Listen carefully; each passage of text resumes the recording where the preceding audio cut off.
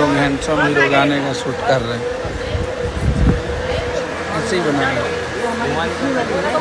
हाँ पता है ये हमारी बिजली वाली है। हाँ, अमीषा जी। बहुत प्यारे गायक भी हैं और एक्टर भी हैं। क्या नाम है उनका? पूरब झा। पूरब झा। उनको मैं देखता हूँ, उन्हीं के साथ ही लॉन्च हुई थी और बड़ी प्यारी है ये, और बहुत नेचर वाइज बहुत अच्छी हैं। तो इन्हीं के साथ हम लोग अभी हैंडसम हीरो बना रहे हैं।